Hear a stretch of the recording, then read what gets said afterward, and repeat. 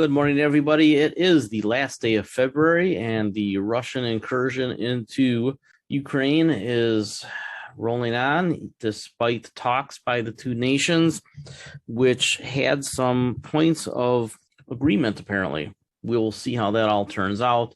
But as I said last week in an article, I don't think that this is going to matter much to the economy or markets a month from now. And I still think that Ukraine is going to come to some agreements that Russia can accept, claim victory, and then they back out.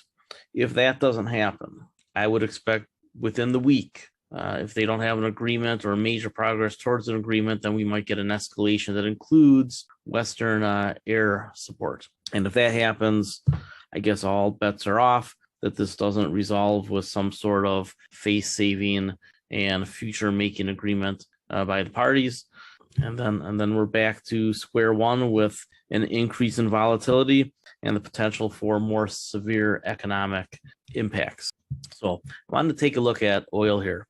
So I know a lot of people are trading USO, and I would just like to point out that it's a shit product. So if you're not a day trader, you cannot use USO. USO is a US oil fund ETF. I just wanted to show the history going back 15 years. It kind of moves with oil, but when oil falls and the prices roll, when this is in contango, it just keeps on falling down. Now, right now, oil prices are in backwardation, so you can get some benefit out of it. But if you're using this, you're using options with it, I don't know why you wouldn't just open a futures account, because you're taking just as much risk either way, but you're getting a lot more upside with oil. So if you had opened a futures account to trade oil, you'd be up like a zillion percent. Meanwhile, you're only up that much. So if we just go to the 5-year chart, we can see a major decoupling. So again, anybody who's trading USO, I just think you're trading a bad product and you're not getting the bang for the buck that you otherwise could have. You could be trading securities, stocks, and other ETFs that are leveraged to the price of oil and the price of energy that do much, much better. For example, here's PBW. PBW has done much better than oil over the last, especially since 2015, when Saudi Arabia flooded the market with oil. And what you can see is that alligator jaws sometimes split out. But what has happened here? There's a crossover. So as the price of oil goes up, the alternative energy is eventually going to catch back up. So you're getting a very unique opportunity to buy alternative energy assets that have come down because of the COVID crash and rebound, and now the peculiarities of oil, which is the most manipulated market in the world. There's plenty of oil that can be pumped for at least the next 10 years and probably 20 or 30 based on the exploration that's already done. We know that. All the oil majors say so in their reports. And yet, oil production is being held back by the Middle East. Oil production has been held back in the United States because of the ridiculously bad financial management from about 2005 to 2015. And now we are seeing the invasion into Ukraine spiking the price of oil. I would suggest that if you are trading oil right now, you should be looking for an exit strategy, because unless this war gets into a hotter phase, price of oil is close to peak again. And it'll probably come back down between now and Labor Day, starting, I think, with any agreement in Ukraine and Russia. And again, these aren't just my thoughts. These are thoughts from some of the best traders in the world that I am, not too proud to steal from. So I would say look at a spot to buy PBW here on any more correction. I have had prices for this down around 40 is kind of your Armageddon zombie apocalypse prices, but we are very close to bottom fishing prices. Talking about energy, I want to take a look at what are some other energy investments you can make. So I want you to understand the private equity investments. KKR and Blackstone both have made tremendous investments in oil and gas infrastructure, as well as fields for drilling. And what they did is they bought when everything was going bankrupt in 2015, 16, 17, 18, 19, and 20. So they have incredibly cheap assets relative to, say, the oil majors and really almost any of the U.S. oil companies out there. The possible exception is Pioneer, who has the best balance sheet of all the independents and probably the best acreage. So if you wanted to own a U.S. oil company and you could buy Pioneer on a pullback, that would be probably the one that I would take a look at. There is literally not another oil company in America that I would be really terribly interested in.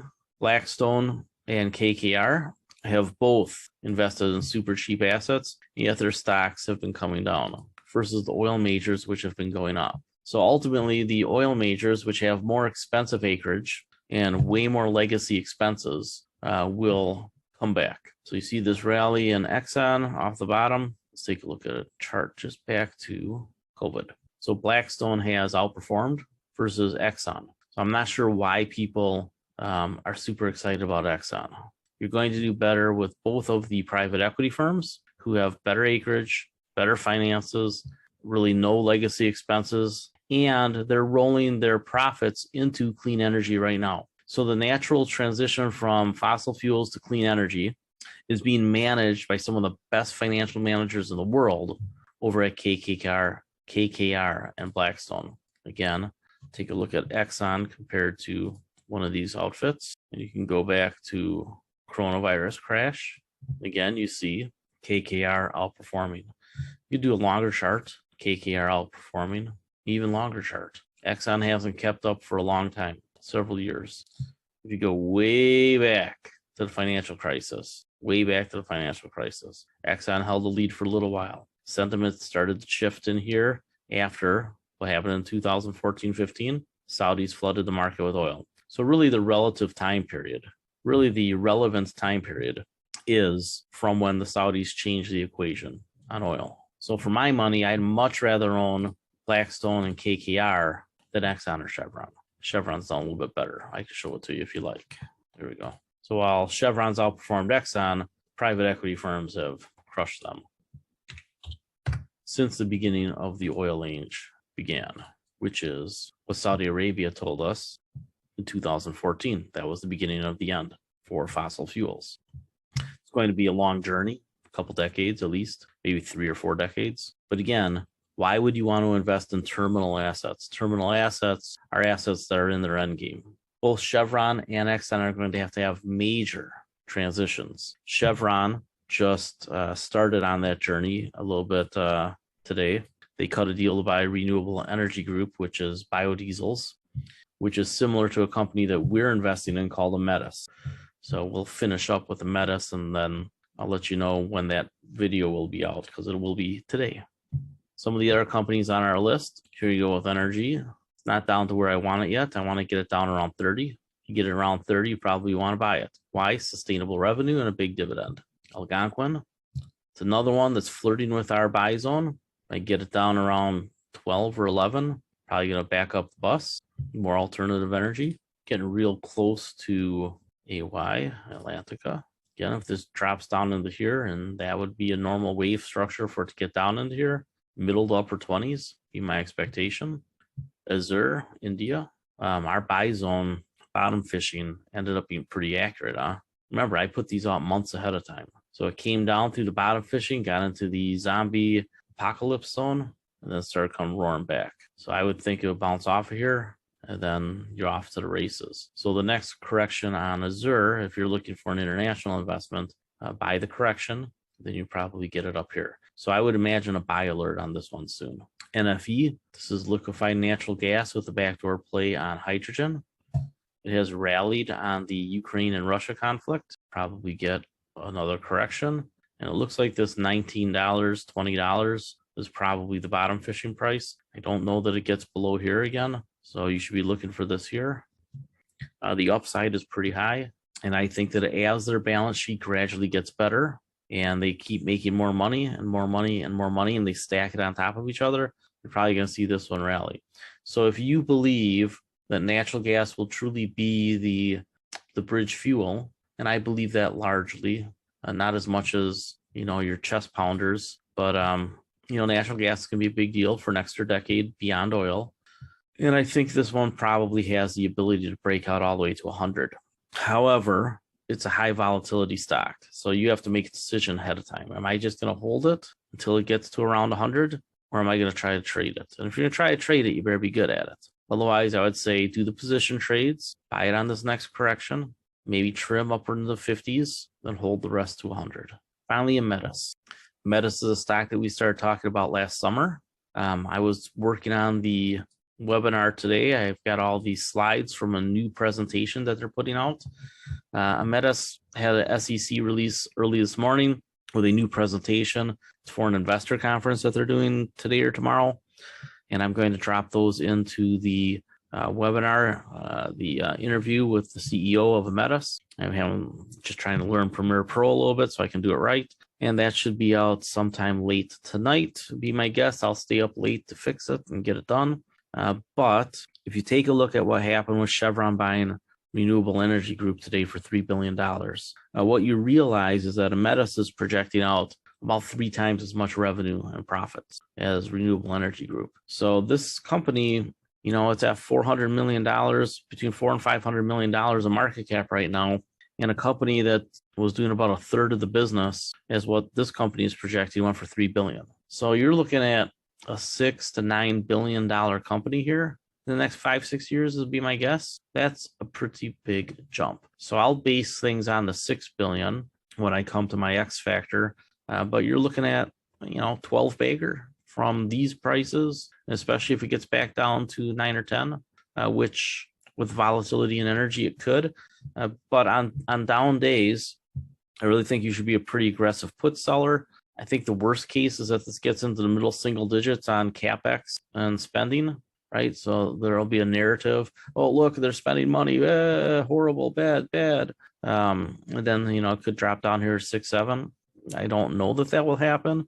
But I do think that the upside here is, maybe close to $200 a share. So you should be looking in this box to buy a couple of times. The interview, I've been editing it, and now I'm dropping in the slides. I've been waiting for this presentation for weeks. I thought it would have been out a couple of weeks ago, but they waited till the day of the presentation to put it out there. So I do have that up, and I am, see here if I can show it to you. This is the presentation. If you go to the SEC filings and use the HTML rather than the PDF, it's easier to read, and you go right through here. So a Metus at a glance, I think this is what we'll finish with. What they are doing is they're taking the waste from dairy farms. They're turning it into ethanol, but they're also going to turn it into a jet and diesel fuel using also the almond orchards, right? The almond orchards, normally when they have to start with new trees, right? The trees are only good for 10 to 20 years because they burn them. So what they're doing is they're taking all the waste from the almond orchards, and they are just turning those trees into a low carbon fuel source. Now, the kicker here is that the tax breaks are freaking amazing. There is a lot of incentive to take one thing that would pump carbon into the atmosphere and not have that happen. So this is basically a cyclical sort of thing where they are taking waste that is releasing carbon in the atmosphere, and rather than using oil to create jet fuel and ethanol, they are taking something that already had the carbon released into the atmosphere, and they're recycling it. So basically, they're cutting the carbon emissions into the atmosphere roughly in half, and then they are sequestering the rest. So this is a pretty interesting way of getting this done. Now, one of the things the Russia-Ukraine crisis is pointing out is that India is very vulnerable. So these guys actually just cut a deal with India a week or two ago for expansion. They bought something. I have to read up and see exactly who it is, but they are going to probably have a pretty big market in India as well. And from what I can tell, that's not priced into the stock at all. And when we pick out stocks, we're looking for multiple things. We're looking for multiple catalysts. We're looking for undervalued assets or assets that just, or businesses that just are not factored into the price by the market. The market's stupid. And I just want you to understand that 80% of the investors are ignorant and they don't do any research. They don't know what they're betting on. If people were actually understanding what this company was doing, I think it would be breaking out the new all-time highs right now. But people don't understand the businesses that they're involved in. Ask yourself the question, how many of the business that you're in do you really truly understand? Or are you just taking my word for it? Right? I mean, that's probably better than not understanding. So I want you to take a look at what this company is doing, because I'm telling you, this is a stock that you can make 500 to 1,000% on over the next 5 years. It's going to get bought out. There's no doubt in my mind that McAfee is going to sell the company at some point. So what does Chevron or Exxon or BP pay for this? I don't know. But you would imagine a similar multiple to the deal that just got done.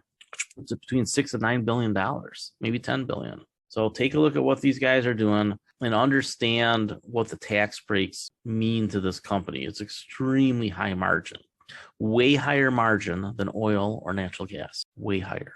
All right. Any questions about energy? So one of our subscribers says, as you drive the length of the San Joaquin Valley, you see mountains of shredded almond trees. And these guys are pretty much the only game in town for recycling that. And that's something in the interview he talks about, right? So after a decade or two, those almond trees are done producing at the level they need to. They tear them down, they put in new trees, right? They rotate the crops, and you just get all these trees that have to be burned up.